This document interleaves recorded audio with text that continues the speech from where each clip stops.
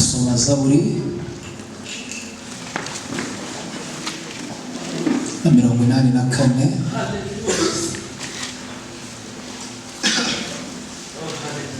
Zaburi ya 84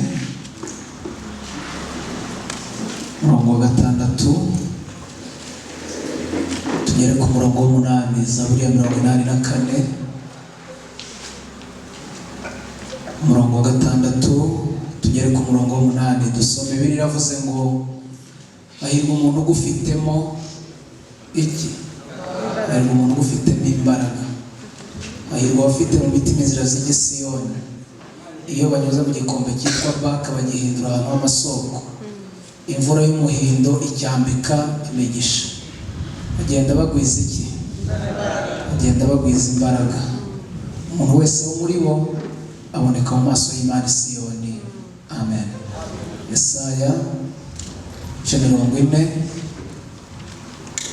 Yesaya 40 murongo wa 29 tugere kuri 31. Yesaya 40 murongo wa 29 tugere kuri 31. Dusome. Niyihe intege abarambiwe kandi utibashije mwongera iki? Imbaraga. Basore b'imigenda bazacogora, baruhe n'abasore bazagwa, ariko abategereza Uwiteka bazasubizwamo intege nshya. Bazatumbagira mu kirere, bagurukisha ababa nk'ibisiga, baziruka be kunanirwa, bazagenda be gucogora. Amen.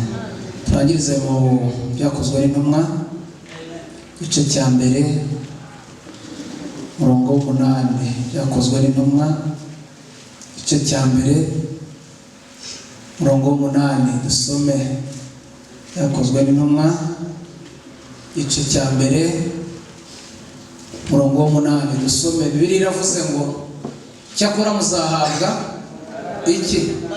Imbaraga. Mwuka wera nabamanukira, kandi muzaba abagabo kumpa Yerusalemu n'Yudeya yose n'i Samariya no kugera ku mpera y'isi. Amen. Nitwa Singirankabo Boniface, umukristo muri ADPR, umuvugabutumwa. Ndi inshuti ya bamwe mu itorero, by'umwihariko abayobozi baryo. Nubwa kabiri ngeze hano ku itariki 30 z'ukwezi kwa mbere nari ndi hano. Turimo turaganira ku ijambo ryitwa kumaramaza. Kuvimo waba ujya i Betelehemu, utandukana na Orupa, ufatana na Nawomi. Twagiranye ibihe byiza, nabonye rezita ijambo ry'Imana, nabonye ingaruka nziza z'uko byagenze neza.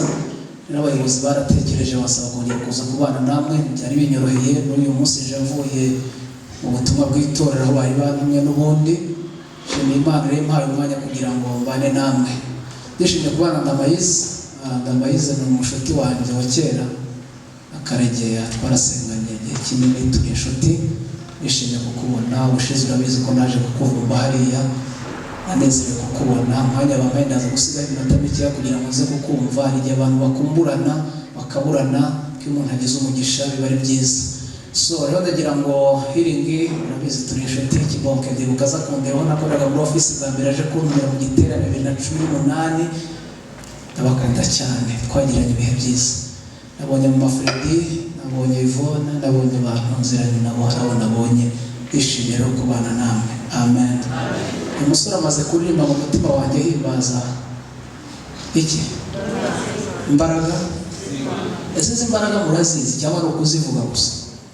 Tubona abantu bazibyina, abandi bakazisirimba, abandi bakazivuga. Izi mbaraga muzijya zimbura imisozi itabimenye. Nahindi kugira ngo mbabwire hejuru y'imbaraga zisunika abera hehe mu rugendo. Hari abantu batuye i Kigali bazi ko aribo bazasazira, bakagira ngo gakondo yabo barayibonye. Dufite urugendo, kandi urugendo rukeneye imbaraga zitari zo guterura ibyuma mwubatse imibiri. Hakenewe imbaraga zitari iz'ibituza. Nje kubabwira ku mbaraga zisunika abera hehe mu rugendo. Mujya musirimba muzi ko tuzataha, kandi uru rugendo ntabwo ruzagerwa n'igisirimba. Hari imbaraga zizasunika abarurimo. Indirimbo ya 68 mu Gakiza igiye ivuga ngo Mana yanjye komeza ujye ufasha ngo utaramire yagize icyo mpora nize ijambo wambwiye sinkabure iki sinkabure ku mbaraga zawe. Ijambo ry'Imana riratubwiye ngo hahirwa umuntu ugufitemo imbaraga, hahirwa abafite mu mitima inzira zijya muri Yesaya haravuze ngo niriho intege abarambiwe n'utibashije imwongera imbaraga. Ibyakozwe n'Imana yavuze ngo icyakora muzahabwa imbaraga umwuka wera nagira ate nabonekera. Mfite ubwoba kuko abantu babyina uko tubwiriza nk'uyu mujyi wa Kigali, ushobora kubwiriza udafite imbaraga ugasambana, wasirimu udafite imbaraga ugasomana. Hari imbaraga nshaka kubabwira zakubesha nk'uyu mujyi, kubera ko uyu mujyi utuwe n'abanyamujyi. Ibyaha byo mu mujyi ni ibinyamujyi, abakobwa bo mu mujyi ni abanyamujyi, inzara yo mu mujyi ni inyamujyi, abigisha bo mu mujyi ni bakamujyi, abahanuzi bo mu mujyi nimutagira imbaraga bazabatuburira. Uzi ko hari igihe utunga imbaraga ukihanurira wowe ubwawe kandi bigakunda, ariko utazifite biri kubaza ngaho bakurebera ngo muyimbanize barabatuburira. Hakenewe imbaraga zisunika bera he, imbaraga zakubesha ikigara abandi biba ntiwiyibe, imbaraga zakubesha ikigara abandi arabesikoro ntumwesikoro. Uyu mujyi urimo abesikoro, usikura n'umuntu mu mujyi Mateus hariya mu mujyi yambaye kositimu ukabona gusuje nk'umuntu ukuze ngo nta desa ngo wandusha muri ibice yambaye debuto y'ikote. Nutagwiza imbaraga bazagutuburira, uzasigara nta kintu usigara. Izi mbaraga zisunika bera mu rugendo. Muri 88 yaravuze ngo numva Yesu anyemeza ngo ko mbuze imbaraga ngo njye musenga iteka ntacyo zamuburana. Yageze ku gitero cya kabiri aravuga ngo niba ufite imbaraga zihagije ko mu bintu Yesu afite depo y'imbaraga, ahereza abashomeri ntibibe, afite imbaraga ahereza abasaza ntibacike intege. Uzi ko Pawulo yabwiye abikorino aravuga ngo umuntu wacu w'inyuma asaza ngo ariko umuntu w'imbere ahora ahinduka mushya. Bandi basaza amasaha ari kota kubera iki mwicaye hari imbaraga zituma bumva ijambo ry'Imana ribaryoheye. Muvuga ngo amen. Pawulo yabwiye Abagalatiya arabwira ngo nabambanywe na Kristo ngo ariko ndiho, ngo nyamara sinjye uriho, ngo ahubwo ni Kristo uriho muri mwe. Izi mbaraga uzifite wambara nk'ufite Kristo, ariko abantu bari kwambara nk'abamaraya, abantu bakisukisha nk'abamaraya, kureba ibintu abantu mwarasaza marayiko. Izi mbaraga uzifite hari imyenda utambara, hari aho uticara, hari aho utagendana nabo, hari ibyo utabyina kubera ko hari imbaraga ufite. Amen. Kamuri cyangwa cyenda babwira imbaraga kamabwire enye gusa muri nyinshi. Ndavuga imbaraga enye zisunika bera mu rugendo, zishobora kugufasha muri uyu mujyi neza, ukawubamo neza, ukarinda usaza utanduranije. Iyi mbaraga ya mbere ngiye kuvuga abantu benshi barayibuze kandi ndababari umbireba, ni imbaraga yitwa umwuka wera. Iki se murawuzi cyangwa murawumva? Hari abantu batwaye gatumva ruguru nyimuraha, ntabwo mwuka baga ruguru gusa, nimugize ute ntabwo mwuka wa Pentecote abadeperi, umwuka w'abana b'Imana bose, uko biravuze ngo abayoborwa n'umwuka nibo bana b'Imana. Niba hari ikintu giteye ubwo ni ukumara 30 minutes usirimba hano udafite umwuka wera, wahavuga Somalia nyuma y'urusengero. Nabwiye abantu ngo mu bintu ari ijambo ry'ishima somye, mu bantu benshi bagiye aho basomye ntanze teste none ntabwo usaba abantu batanu hano uri bambwira aho basomye do ntabwo bahinduka. Kubera iki? Abantu bageze ku rwego babaye ababebe, nta ntwaro bafite, nta kibakomeza bafite. Nabwiye abantu ngo ikizakubwira urugo rurimo ubukene, ibirungo biba byinshi kurenza ibiryo. Ndabisobanura. ubundi bajyaga bavuga kera ko inyanya, itomati, inyanya ngo zari z'inyoni. None kubera ubukene dusigaye dusangira inyanya n'inyoni. Umuntu yajya guhaha ugasanga arashaka inyanya nyinshi kugira ngo aze gushyira mu biryo bitukure, ikirungo kikaba cyinshi kurenza ibyo kurya. No mu ijambo ry'Imana abantu basigaye bashyiramo ikirungo cyinshi, kuko ntabwo bafata impungure ngo ushyiremo itomati, igikoro ntiwashyiramo itomati, umwumbati ntiwashyiramo itomati. Buri musego mwiri utuntu twa rojorojo gusa twa haleluya ntitwa. Mugabanye murye ibintu biteye imbaraga.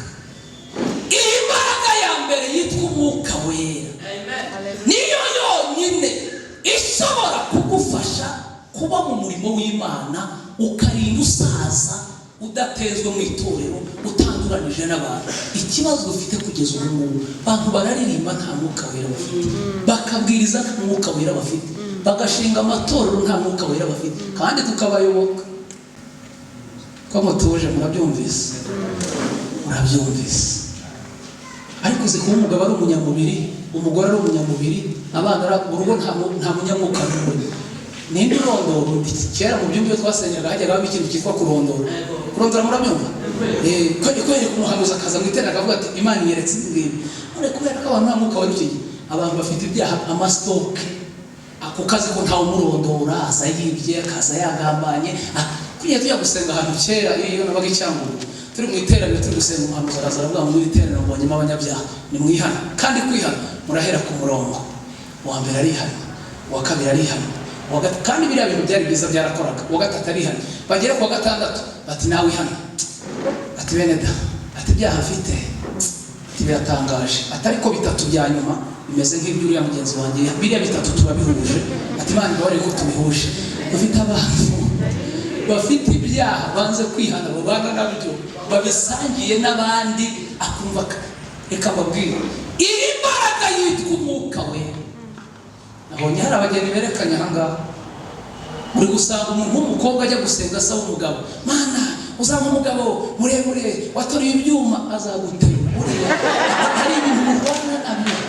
Umugabo watoruye ibyuma, wasaba umugabo wuzuye Umwuka Wera.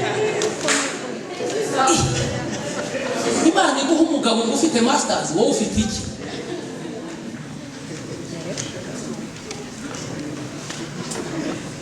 Umusore, Mana uzaba umukobwa. Hano nabonye ngo harimo Miss cyangwa ntagatazira Miss. Uburebye abasore bari kugusaba Imana umukobwa wawe, Mana uzame Miss, ufite amataye basigaye bayagura hariya kuri isoko, hariya musi yakivoma amataye arahari, barayazanye bazabatuburira. N'utagira imbaraga z'Umwuka Wera, uzazana umuntu ugira ngo afite amataye, nugera mu rugo usange Umwuka Wera n'imbaraga yonyine ishobora gukubakira urugo rugakomera rukaramba. Niba hari igiteye ubwoba, ni ukurambagiza udafite Umwuka Wera.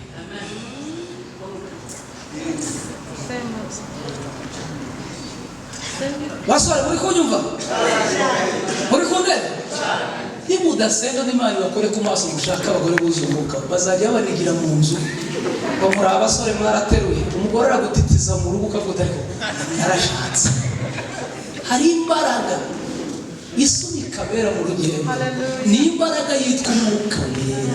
Niyo mbaraga yatumye Daniyeli agera i Babuloni mu gice cya mbere umurongo wa 8, ngo bazana ibyo kurya byaterekesheje, ngo bagambirira mu mitima, baravuga ngo ntabwo tuzagira dute, tuziyanduza.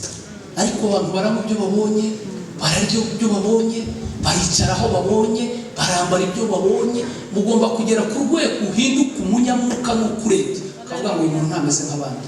Ntiwambare nk'abandi, ntugende nk'abandi, nturirimbe nk'abandi, ntuvuge uri umunyamwuka agira umwihariko.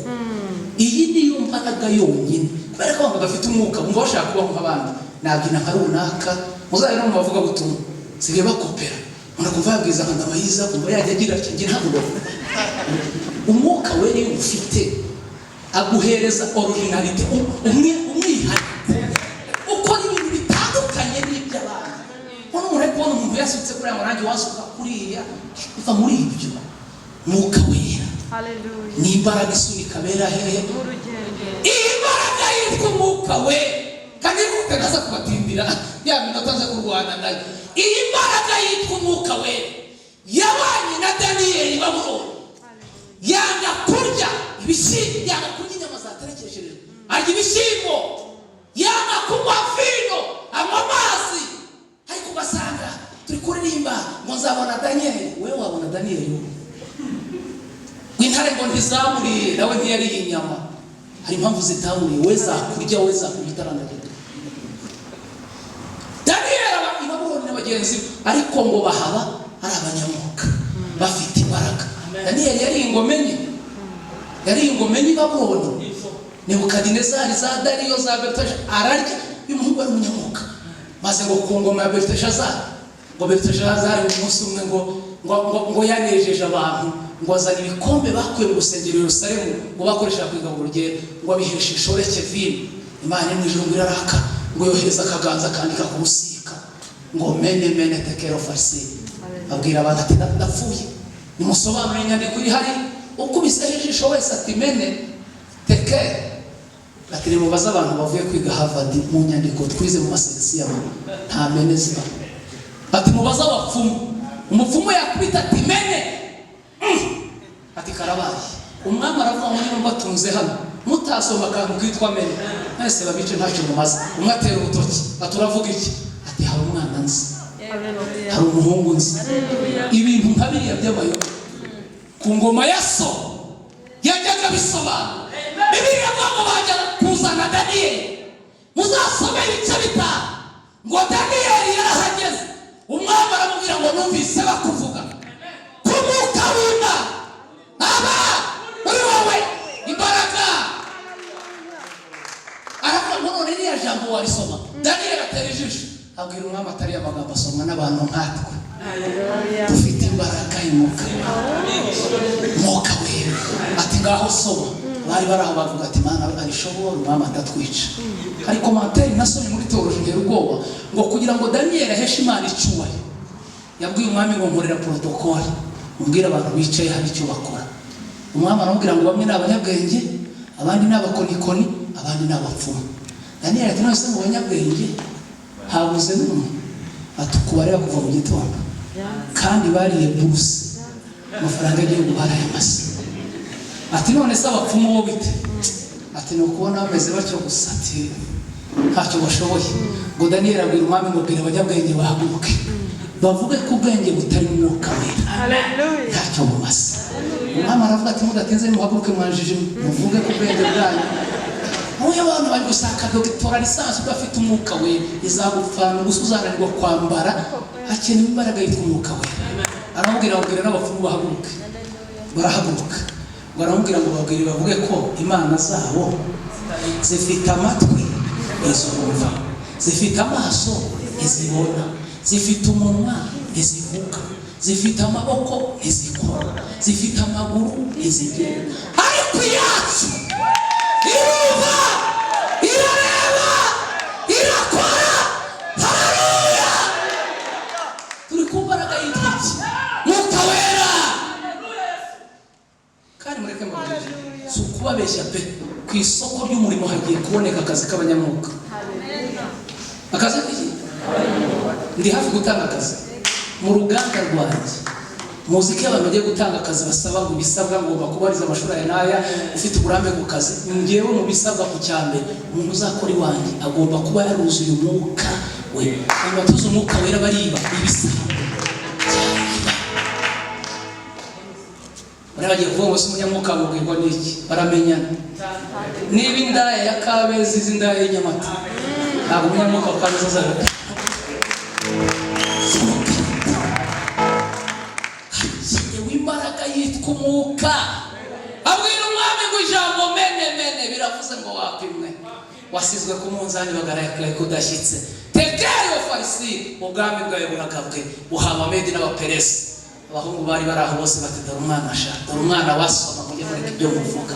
Uyu mwana yarize, dukeneye abavuga gutuma bavuga ukuri, tuve mu bintu by'ibipindi. Abantu bari bahanurira abantu ngo Imana birakuzamuye, wiba ngo mbonye Imana ngo guhafiza ngo cyakira ngo pokea ngo fire nini. Mushaka imbaraga yitwa Umwuka we. Usemvuge Yosefu umwami yararosa ngo inka zirindwi zibyibushye na zirindwi zinanutse, amahundo y'imishishe n'iminambe, ngo abura umuntu wasobanura inzozi. Baramubwira ngo hari umuhungu uba muri gereza arafunze, ngo bagiye guhamagara Yosefu. Muzasome igitabo cy'Itangiriro, uzi ko cyanejeje. Ngo bagiye guhamagara Yosefu ngo binjiye muri gereza, baramubwira ngo umwami aragushaka. Arabaza ngo arashakira iki? Ngo hari ibyayoberanye. Akiraho kondisiyo ebyiri. Arambwira kugira ngo nitaba umwami urankorera ibintu bibiri. Icyambere uranyogoshesha. Hari abantu bakeneye kogoshwa, bafite ibitekerezo byaboreye mu mitwe yabo, bajye muri salo bogosha. Ibitekerezo byo muri gereza, ibitekerezo bibanze nicyo byasobanuraga. Arambwira ngo cyakabiri murandodeshereza indi myenda myiza. Abanyamwuka bajya gusobanura biyogoshesheje basa neza, ngo bamuhugura mu nzu y'imbohe, ngo baramwogoshesha, ngo bamwambike indi myenda. Ngo ageze ngo aho bari abaza umwami ngo warose iki? Umwami ngo aramusobanurira. Yosefu ngo arangije avuga imyaka 7 y'uburumbuke, avuga imyaka 7 y'inzara. Abantu bari barahose avuga bati turemeye. Nibwo umwami yavuze ku gice cya 41:37 aravuga ngo tuzabona hehe umuntu umeze nk'uyu urimo ubwenge uri mu mwuka.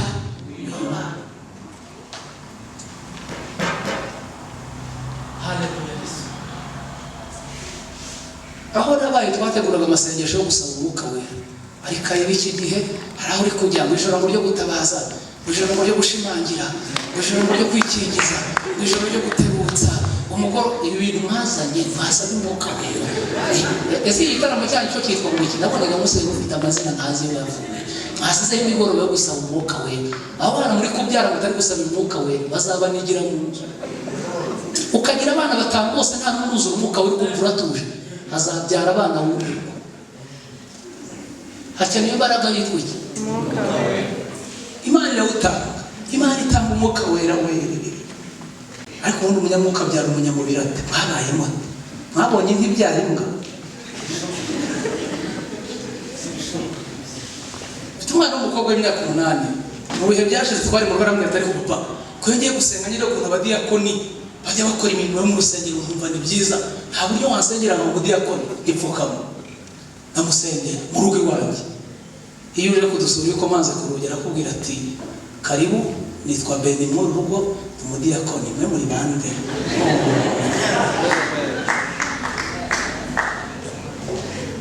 Mu rugo rw'abanyamwuka hagomba kuba abanyamwuka. Umwuka wera nta n'abapolisi muzakenera. Umwuka wera afite imbaraga zo gufata ibintu byananiranye ndarinje kubabwira ngo mutunga imbaraga yitwa iki? Umwuka wera. Akamuna kumbiza akakamuna kumbiza umusore wihaga ufite imyaka 30 ataragira umwuka wera, ubwo murabona muzamukira. Arasirimba iminsi mike iri muzamenye iyo yagiye.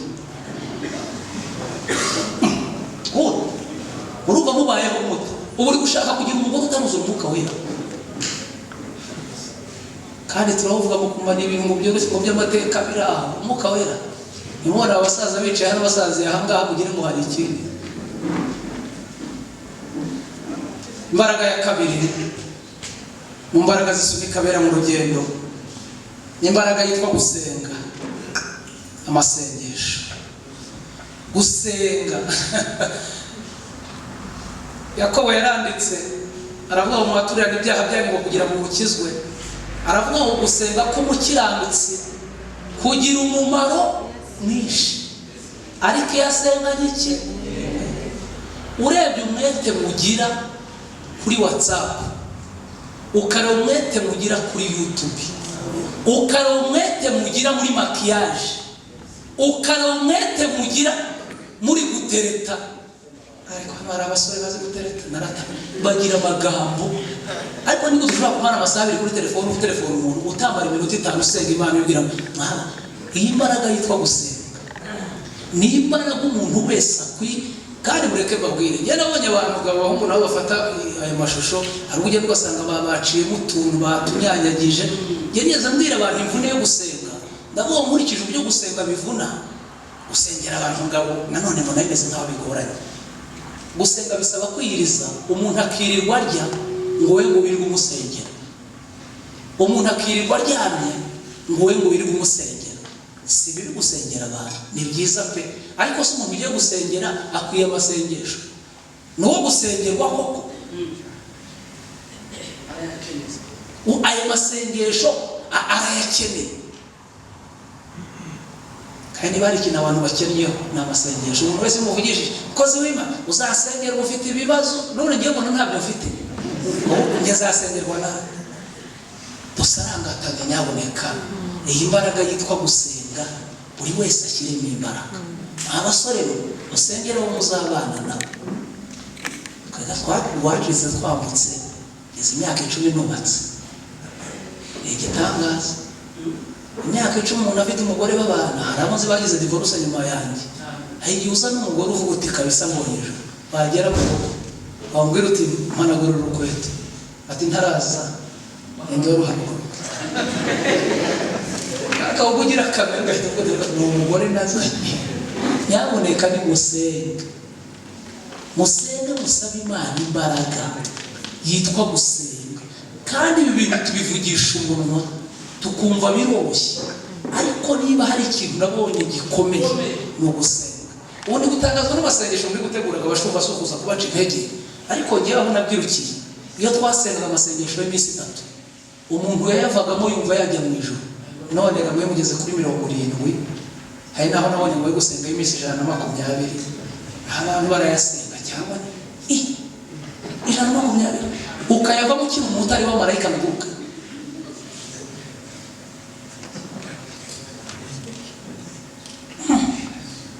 Karanti ijuru muri Yesu sinjye kubabeshya. tugerageze ibi bintu kandi tubitekerezaho. aya masengesho turi gusenga turi gutegurirwa abashumba, ibi abantu basengesho muri kudutegurira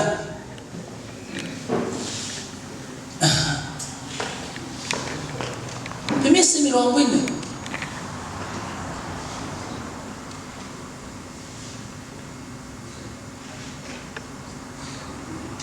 akabazo ntabwo mpamya ko umuntu yasenga iminsi 3 7 bave mataruzuye. kuki se abantu bayasenga bayavamo barushijeho kuba babi? mugasanga umuntu wagiye mu masengesho none akayasohokamo ahubwo yararushijeho kuba umunyantege, akajyamo yizera cyane akayarangiza yizera gake. ayo masengesho arimo izihe mbaraga? ariko ndagira ngo mbabwire ko nimushyiriye imbaraga yitwa gusenga mukayishyira mu buzima bwanyu, ukuri muzasenga ibintu bihinduka. kandi buri usengera ibintu byawe kurenza uko abantu babisengera, kuko ari wowe nyirabyo ubizi. umenya aho ugenda. wihe byashize korona itaraza hari aho nagiye sanga umuntu uyobora iryo torero ryabo ngo bamwandikire impapuro ngo azabajyanire mu Bugande, ngo azatega indege ngo bajyanire ibyifuzo. yakabasema akagira Imana uwo ukajya ukandika ibaruwa ngo bazayikubarizeho. ese babazanira ibisubizo? iyo mwanditse ibisubizo biraza, ariko wafashe umwanya ukihererana n'Imana ukuru ukayibwira ibyawe. muzi Herode yica abantu yinezeza ko yigeze afata Petero ngo amwice. Bibiliya avuga ngo amushyira mu nzu y'imbohe, yabonaga amasaha yarenze ngo amurindisha abasirikare 16. Bibiliya avuga ngo abitorera, ariko uyu murongo wanafashije ngo abitorera bafata umwanya bagira bati barasenga. basenze amasengesho agira ku Mana. Imana ibwira marayika ngo ngende ubwire Petero asohoke. Petero ngo aryamye kandi yari yasinziriye. uzi ko iyo usenga uryama mu nzu utubatse ugasinzira nk'uruhinja usenga umuntu abantu barabakanuye ngo ni ukuri ngo uyu mujyi ngo sinzawubamo, ngo ubuse ngo uzawubamo. icyo usabwa ni amasengesho. iyo uryamye wasenze urasinzira, ariko imbaraga gusenga iyo utayifite urara mu mibare kandi nayo idafatika. ukarara wagiye Dubai, se buri muntu yaranguza ngahe, ugasanga gukeye ikayi wayujuje imishinga itazasohoka. murasabwa gusenga. amen. murasabwa kugira gute? gusenga. abo twiriramwe nabwiye ku mbaraga z'ubuhanuzi. muri buhanuzi niba hari ikintu cyiza nabonye kibaho ni ubuhanuzi. uraryoha pe iyo buvuye ku Mana, ari Imana ivuze ukumvira kubwiye ngo mwana wanjye ni kumwe nawe, ari ivuze. ubana dufite abantu bavuzweho n'abantu ariko batavuzweho n'Imana. iyo uri mu buzima wavuzweho n'abantu utaravuzweho n'Imana, utegereza ko ibyavuzwe bizasohora ugaheba, ariko iyo ubuhanuzi bwavuye ku Mana n'iyi myaka y'ibihumbi n'ibihumbi Imana yabisohoza. Abo twirira rero nababwiye ngo n'ujye ubona utari kubona umuhanuzi, kandi abahanuzi baranabuze barahari, ariko bari bize kubera ko bari gukorera mu mavuta yo hejuru, hasi ntibari kuhagera cyane. Nubona batakugeraho ndababwira uko nubona utari kubashyikira, shaka uburyo bw'umuhanuzi w'ubuzima bwawe. Hari umuhungu wihanuriye witwa Yakobo, yifashe ku mpanga aravuga ngo kuko umwami Imana azantabara, nicyo gituma ntamwara, nicyo gituma ntomera, mu maso yanjye hakamera nk'urutare. Aravuga kandi nzi ko ntazakorwa n'isoni. Uwiteka wavuganaga nanjye mwirwaneho byakomeye. Ihanure witegereze, hari imbaraga ya kabiri yitwa kugira gute? Gusenga. Imbaraga ya gatatu isunika abera mu rugendo ni imbaraga yitwa ijambo ry'Imana. Ijambo ry'iki? Ubushize ni hano twafashijwe n'akantu kavuga ngo ijambo rye rirarema. Murabyibuka? Ijambo rye rigira rite? Yohana yaranditse mu gice cya mbere aravuga ngo mbere na mbere hariho jambo, aravuga ngo kandi uwo jambo yahoranye n'Imana, aravuga ngo mu byaremwe byose nta na kimwe kitaremwe nawe. Ijambo ry'Imana rirarema, rirema ubuzima, rirema abagabo, rirema abagore, rirema akazi, rirema imyambaro, rirema amashuri. Ijambo rirarema. Mu mbaraga zisunika abera mu rugendo harimo imbaraga yitwa iki? Ijambo. Niyo mpamvu Dawidi yavuze ngo naribitse umutima, yaravuze ngo nabikiye ijambo ryawe umutima kugira ngo ntagucumure. None mu mitima yanyu habitse iki? Ni iki kiri kugufasha? Ubundi mu bihe byashize umurokore yagiraga imirongo igenda imufasha muri iyo minsi, aravuga ati muri iyi minsi mfite ijambo riri kumfasha. Ariko urahura n'umuntu muri iyi minsi uti ni iki kiri kugufasha? Ati muri iyi minsi nkuru iri guhitinga, ati hari akarimbo harako numvise mo kagezeho ngo ariko sema ni gute abucuye ako semana abucuye niko ariko isi yafashwe nta jambo ufite, nta kiri kugu ugasanga umuntu yapostinze habe no gushyira umurongo kuri status yiwawe ngo uvuge ikiri kugufasha. Abucuye ako sema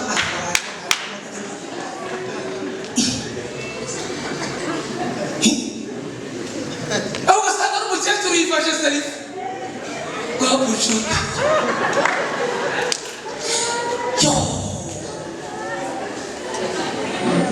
Hari imbaraga z'ijambo ry'Imana. Izi mbaraga mwanditsi yaravuze ngo icyakora muzahabwa imbaraga Mwuka Wera n'abamanukira. Hakenewe imbaraga z'ijambo. Ivuze irabikora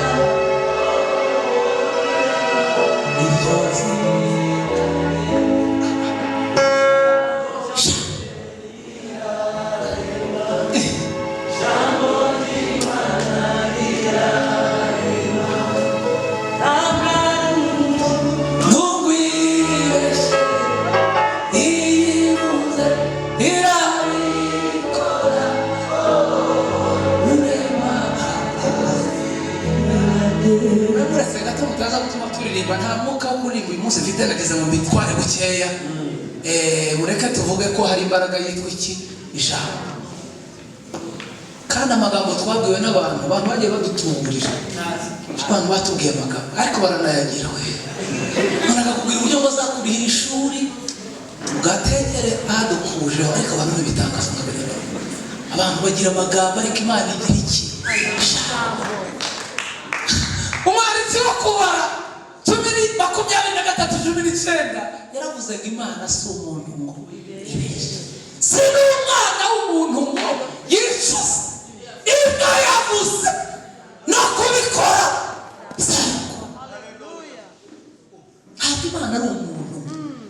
Kandi impamvu abantu bo ntitwabarenganya, abantu barahomba, abantu barapfa, abantu barimuka, abantu barasaza bajya bamera n'imvi mureba muze ahangaha ibintu, ariko Imana yo ntimera imvi, ntigira manda, ariko ifite ijambo. Icyo yavuganye nawe izagisohoza, kandi izagisohoza ntabwo wibajije, ntawe ugize ijambo Imana yavuze.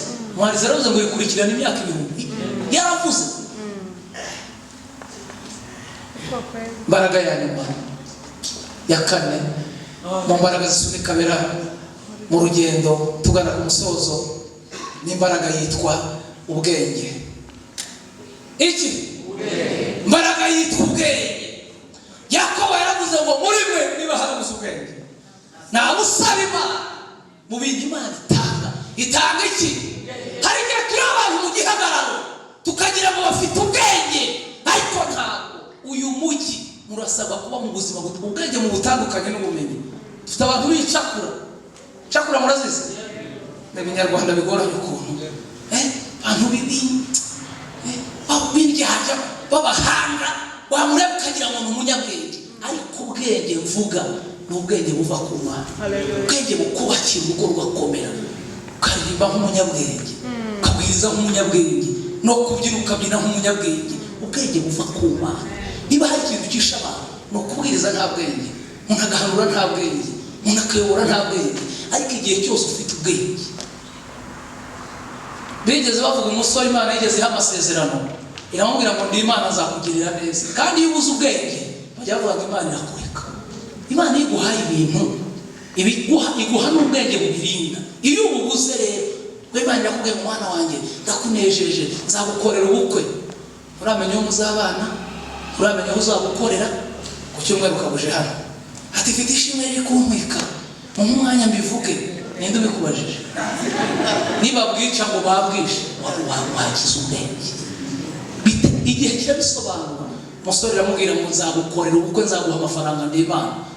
Aragenda rero, umwaka umushize, ibiri ishize, aravuga ati ngomba kujya gushaka Imana nkayibaza ibintu yambwiye impamvu itabisohoje. Afata urugendo ngo agiye kubaza ubwenge n'igitangaza, ngo agiye kubaza Imana ari mu nzira, ngo ari mu nzira agenda, ngo ahura n'umukobwa mwiza. Umukobwa aramubwira ngo ugiye he? Umusore ati ngiye gushaka Imana, hari ikibazo ngiye kuyibwira. Umukobwa ati ni ikihe? Ati ngiye kuyibaza impamvu yagize mwiza ikambwira n'umugore igatinda kumuha. Umukobwa ati nanjye uhimbarize impamvu yagize umukobwa mwiza arikanye mu mugabo, nanjye sinzi icyo yamuhoye. Ndumva duhuje ikibazo nzayikubariza. Ageze hirya ngo asanga igiti giteye hejuru y'amazi, ngo ariko cyarumye cyaragagaye. Igiti kiramubaza ngo ugiye he? Ati ngiye ku Mana kwibaza impamvu yambwiye ubutunzi n'ibumwe. Ati nanjye uhimbarize impamvu yasize hejuru y'amazi ibibabi byanjye ntibitoye, kandi ibiti biteye ku mazi bikunda gutoha. Ati ndayikubariza. Ngo irenze hirya ihura n'intare. Intare yibwira ngo ugiye he? Ati ngiye kubaza Imana impamvu yatinze kunsubiza. Ati nugera yimbarize impamvu izindi nyamaswa zituye mu ishyamba zibayeho neza, ariko ngenza rikaba yarangije. Ageze ku Mana tuje gukora iki? Ati hari ibintu wasezeranije ariko ntabwo wabinkoreye. Imana ati nibihe? Ati wambwiye umugore, umbwira amafaranga, umbwira gukomera, nta na kimwe ndabona. Ati atuje kureba ibisubizo se? Ati ni ibisubizo nje kureba. Ati ariko mbere yuko musubiza hari ibindi bintu byantumye. Ati nibiki byagutumye? Ati nahuye n'umukobwa mwiza. Atafite ikibazo cy'umugabo, ati nawe mbega waramutindiye. Ati ikindi cyagutumye ni iki? Ati ni igiti giteye hejuru y'amazi cyarumye kandi kiba ku mazi. Ati nta kindi se? Ati ni intare. Yakubwiye ngo iki? Ati nzara igiye kuyicimeza nabi. Ati subirayo uhere ku mukobwa, mubwire ko umusore wa mbere bazahura namaze kubyanzura ari we mugore we, amasezerano azabasohoye. Ati naho se igiti nibwire ngo iki? Ati igiti kibwire gishaka umuntu ukirandura, munsi yacyo harimo amabuye ya zahabu, ayakuremo yatwara yagurisha azakire, agisubizaho kizaba kizima. Ati naho intare nibwire ngo iki? Ati yibwire ko umuntu izabona mu maso yayo kabiri azaba ari inzererezi nta bwenge agira, izamurye. Ubwenge we mbaraga yitwa ubwenge. Aragaruka ahura n'umukobwa, ati nase byagenze bite? Ati Imana yambwiye ko umukobwa muntu muzahura ukabona uramwishimiye, Imana yavuze ko ari umugabo wawe. Umukobwa ati se burya uzi ko burya bwa mbere nikubona nibajije amuzo amore niwe musore rero yasabye Imana, barese tukibanira. Umusore ati wakwihanganye ko mfite ubutumwa bw'igiti. Umukobwa ati ngaho ngende baku giti dore abaragiye. Ageze ku giti ati none ibisubizo bimeze bite? Ati wa giti Imana yabwiye ko muri wowe harimo amabuye y'zahabu mu mizi yawe, ngo niyo yakujije gushisha. Shaka umuntu akuremo ayo mabuye ubundi ushishe. Igiti kiramubwira ati wambe wareka ari we mbonye, ayo mabuye ukayakuramo ukayitwarira, nanjye nkareba ko nagira ubuzima. Umuntu ati kandi mfite ubutumwa bw'intare. Imbaraga yitwa ubwenge. Erega mwarasenze ibisubizo byaranabonetse, ahubwo mwebwe mwabuze yakiriya mu mugasi. Nicyo kibazo cyabaye. Agera ku ntare, intare yamubwira ati none se wabonye igisubizo? Ati Imana yampaye igisubizo, yambwiye muze nkubwire ngo umuntu uzabona akuzerera mu maso kenshi uzamurye n'umuhigo wawe.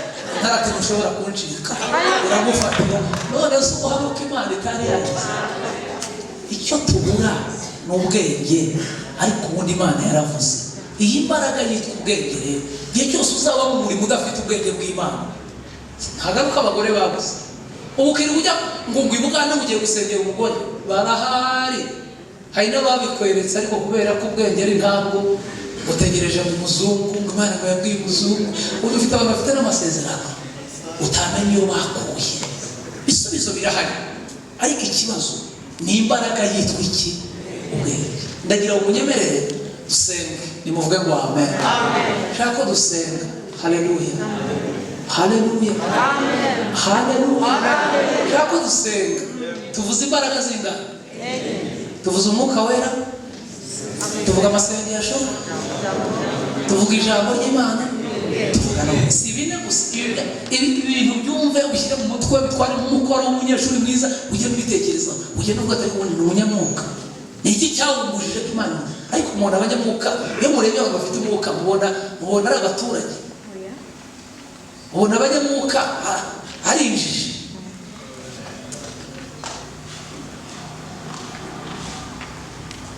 Gusenga, iyo murebye basenga mubona hari ikintu babaye.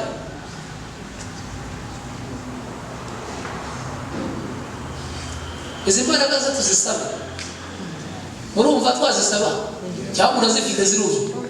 Dushimira Imana ko zuzuye, tuzifite murumva zihari cyangwa tuzisaba? Imana birazitanga, murabyemera tuzisabe? Erega niba unazifite ushobora kubana n'umuntu utazifite, nibura ugasabira na ese mwategera Imana mama, uragira ngo ubundi biroroshye. Wasabira nabo mu bantu, wasabira nabo mukorana, ariko uzi kugira umukoresha udafite umwuka wera w'uri umunyamwuka. Urugamba. Ndagira ngo munyemerere dusenge, tubwire Imana ngo Mana, dukeneye imbaraga zitubesha muri uyu mujyi, dukeneye imbaraga zitwubakira ingo, dukeneye imbaraga zituma abana bacu biga bakarangiza, dukeneye imbaraga, dukeneye imbaraga, dukeneye imbaraga, dukeneye imbaraga. Haguruke dusenge, haguruke rwose. Shima Imana mutima wanjye we, shima Imana mutima we, shima Imana, shima Imana mutima wanjye, shima Imana, shima Imana, oh shima Imana, shima Imana mutima wanjye. Uri Kigali, shima Imana, shima Imana mutima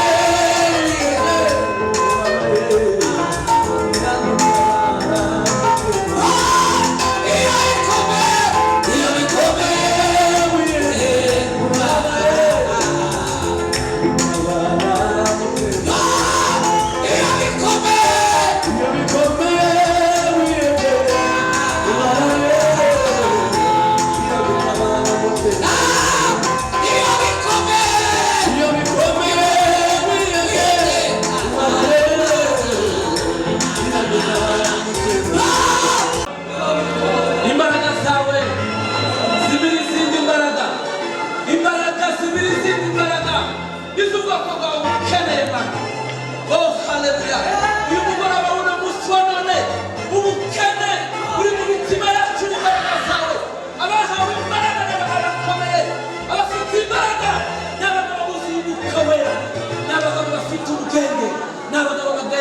dusenga kandi natwe twifunguje izo mbaraga turazikeneye turazishaka turazifuza mu rugendo rwacu ubane natwe ubane n'abakomeye ubane n'abamama ubane n'abapapa ubane n'abasore ubane n'abakobwa n'abahungu ubane n'abakuze ubane n'abakecuru.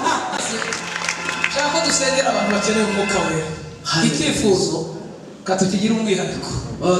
Biratangaje kuba uyu mwuka wa butari kamagara n'umwe abasaza bari hano imbere aza dusengera uwuzuye umwuka we musaza uri hano bari hano imbere tambuka adusabira umwuka we. Umuntu wese ukeneye arambura ibiganza turakwita utabona nonaha mu rugendo rurerure ejo cyangwa ejo bundi wanyuka bigira icyifuzo bikore gusa ubwira Imana ngo ndawukeneye urambura ikiganza adusabira umwuka we. Ubikeneye arambura ikiganza wumva bishaka wumva bari barimo barasaba amafaranga Imana irayatanga n'abapagani barayafite amazu n'abapagani